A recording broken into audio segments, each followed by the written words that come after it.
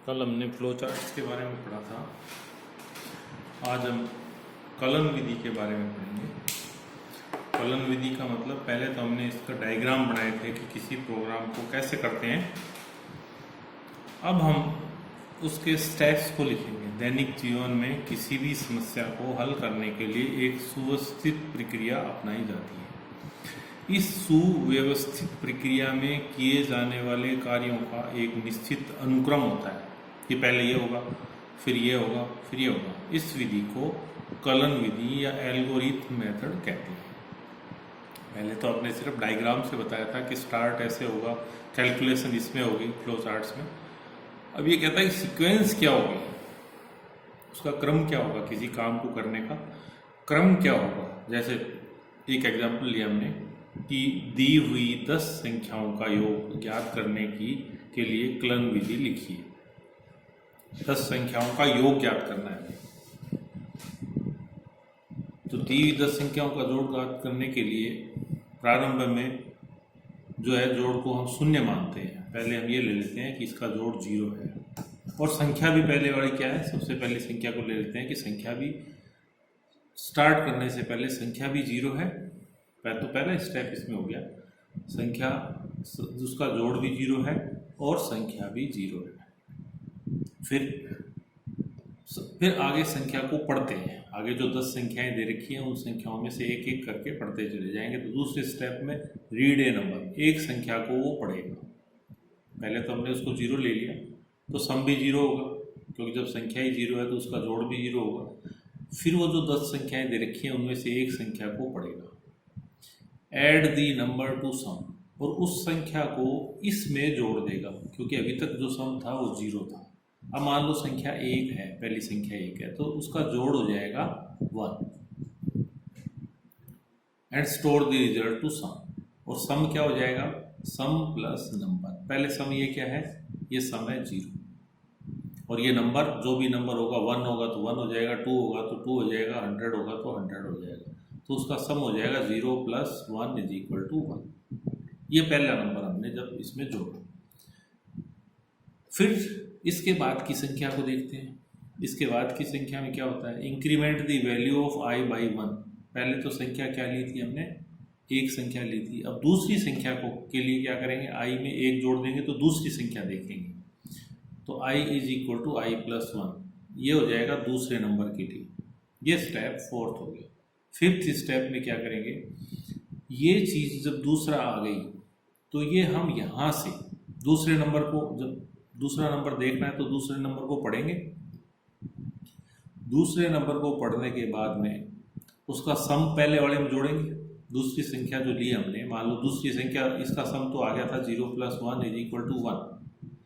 दूसरी संख्या है वो 2, तो अब जो सम हो जाएगा वो हो जाएगा 1 + 2 = 3।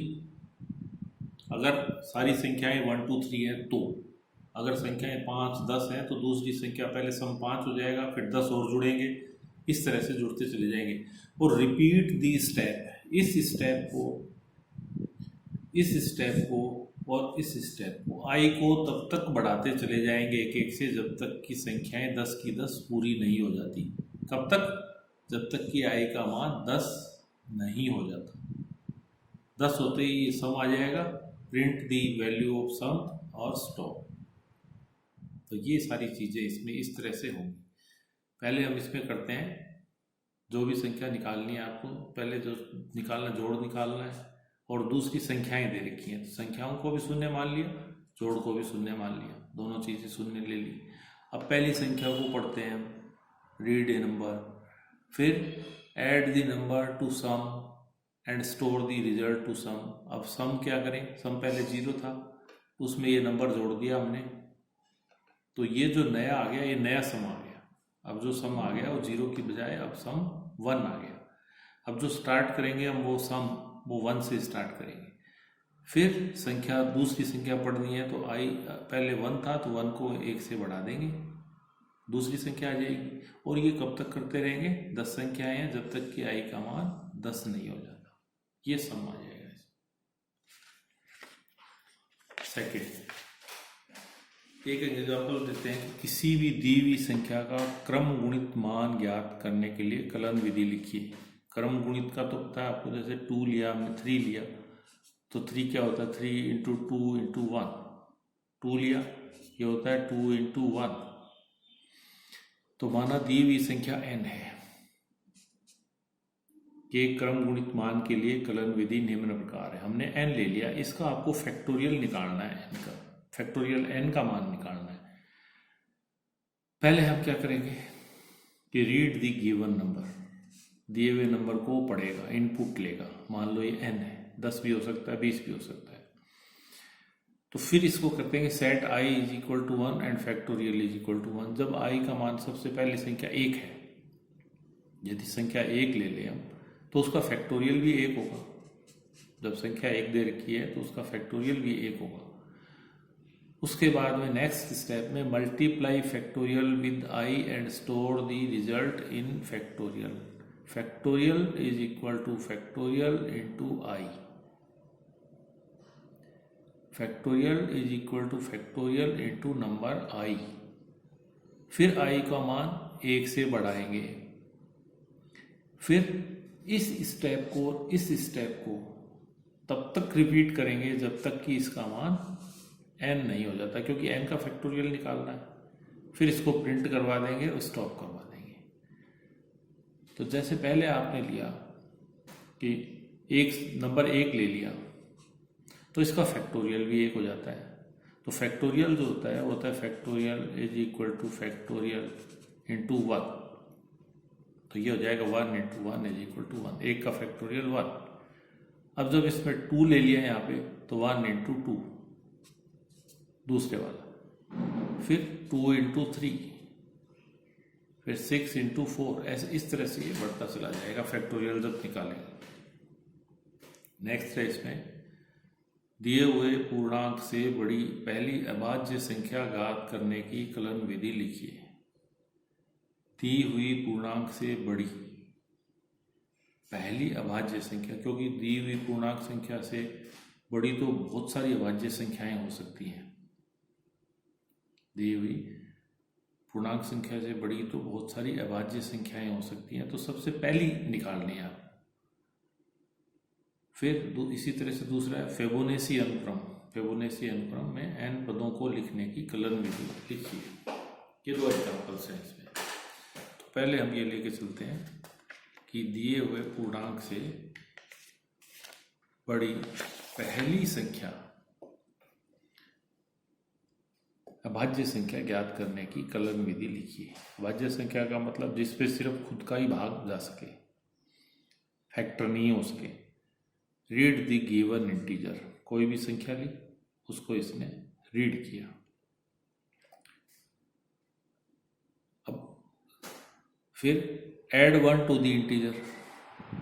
पहले तो हमने एक इंटीजर ली, मान लो पहले इंटीजर है 47। फिर ये कहता है ऐड 1 टू द इंटीजर, तो 47 प्लस 1 कितना आ गया, 48। Test whether the new integer prime or not. अब ये देखना है कि 48 प्राइम नंबर है कि नहीं है। तो प्राइम नंबर का मतलब इस पे सिर्फ खुद का ही भाग जाना चाहिए, जबकि 48 के तो फैक्टर हो रहे हैं।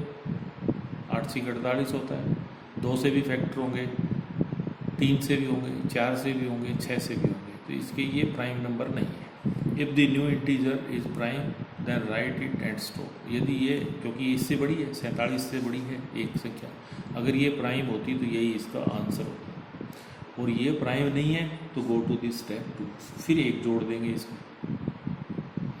तो ये तब तक चलता रहेगा जब तक कि प्राइम नंबर नहीं है, सबसे पहला प्राइम नंबर नहीं आ जाता, सबसे पहला। उसके बाद तो बहुत सारे आएंगे लेकिन सबसे पहला नहीं आ जाता। जैसे हमने एक नंबर लिया 47, रीड द गिवन इंटीजर, तो इसको 47 को इसने इनपुट में ले लिया, फिर इसमें 1 जोड़ दिया, 48 हो गया। अब इसको टेस्ट किया कि ये प्राइम नंबर है कि नहीं है। ये प्राइम नंबर नहीं है। क्यों? इसके फैक्टर हो सकते हैं बहुत सारे, इसके बहुत सारे फैक्टर हो सकते हैं। 2 से भी हो सकते हैं, 3 से भी हो सकते हैं, 4 से भी हो सकते हैं, 6 से भी हो सकते हैं, 12 से भी हो सकते हैं। तो ये अगर प्राइम नहीं है तो इसमें फिर 1 जोड़ देंगे, यहाँ पे आ जाएंगे, 1 जोड़ दिया, अब हो गया 49। 49 को देखा हमने, ये भी प्राइम नहीं है, इसके भी फैक्टर होते हैं, 7 इंटू 7 इसके फैक्टर हो जाएंगे। ये प्राइम नहीं है, फिर स्टेप 2 पे चले जाएंगे, फिर दोबारा से एक जोड़ दिया इसमें 50, ये भी प्राइम नंबर नहीं है, फिर स्टेप 2 पे चले जाएंगे, फिर ये आ जाएगा 51, ये भी 17 थी 51 होता है, ये भी प्राइम नहीं है, फिर इस पे स्टेप पे चले जाएंगे 2 पे,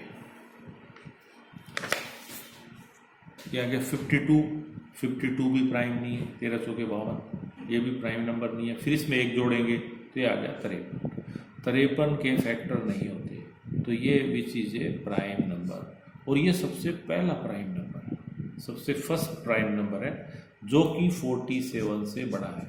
हो सकता है इसके बाद तो और बहुत सारे आते हैं, जैसे इसमें 1 ऐड कर देते हैं हम तो 54 आ जाएगा, फिर 55 आ जाएगा, फिर 56 आ जाएगा, फिर 57 आएगा। 57 भी एक प्राइम नंबर है, लेकिन अपने को सबसे पहली संख्या लेनी है तो ये आ जाएगा 47।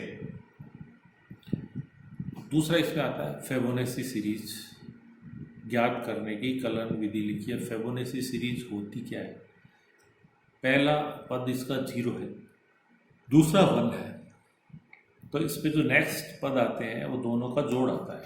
जैसे ये आएगा तो ये इसका और इसका जोड़ आ जाएगा, ये आएगा ये इसका और इसका जोड़ आ जाएगा, ये आएगा तो ये इसका और इसका जोड़ आ जाएगा, और नेक्स्ट आएगा तो ये इसका इसका जोड़ आ जाएगा, ये आएगा ये इसका और इसका जोड़ आ जाएगा। तो रीड नंबर ऑफ टर्म्स है, कितने पदों तक ज्ञात करनी है, जितने पदों तक ज्ञात करनी है, जैसे 10 पदों तक ज्ञात करनी है तो ये 10 आ जाएगा। फर्स्ट टर्म को 0 सेट कर दिया हमने, सेकंड टर्म को 1 सेट कर दिया, क्योंकि इसका जो अगला टर्म हम निकालते हैं वो 2 पदों का योग होता है, तो कम से कम 2 पद हमें इसमें लेने पड़ेंगे। पहला हमने ले लिया 0, दूसरा ले लिया 1, तो जो तीसरा आएगा वो क्या आ जाएगा, दोनों का जोड़ आ जाएगा, और ये तीसरा हो गया, i = 3 हो गया। फिर ये कहता है कि सेट न्यू टर्म, अगला टर्म क्या होगा, सम ऑफ 2 सक्सेसिव टर्म्स, जो लास्ट वाले 2 हैं उनका जोड़ होगा। राइट दी न्यू टर्म, दूसरा लिख दिया हमने, i = i1 कर दिया, i+1 कर दिया, एक आगे इंक्रीमेंट कर दिया, नेक्स्ट निकाला। फिर first term = 0, second term = 1, new term = 1, repeat the step 3 to 7 while i, जब तक कि i का मान n नहीं हो जाता तब तक इसको रिपीट करते रहेंगे। लेकिन इसमें यह है कि पहले हमें 2 लेके चलने पड़ेंगे, फर्स्ट टर्म लेना पड़ेगा 0, दूसरा लेना पड़ेगा 1, तब तीसरा निकलेगा, तीसरा हो जाएगा 0 + 1 = 1, ये i = 1, ये i = 2, ये i = 3, तो i = 3 तक तो ये आ जाएंगे। जब i = i+1 लेंगे, 3 + 1 = 4 लेंगे, तो 4 में क्या करेंगे हम, नेक्स्ट में 2 सक्सेसिव टर्म्स, 0 आ गया, 1 आ गया और 1 आ गया, इन दोनों का जोड़ निकालेंगे तो ये आ जाएगा 2, ये आ जाएगा 4, i = 4 के लिए। फिर नेक्स्ट जब निकालेंगे तो इसका और इसका जोड़ आ जाएगा, तब तक करते रहेंगे। जैसे 10 पदों तक निकालना है तो ये 4 ही आए अभी, फिर 10 पदों तक इनको करेंगे।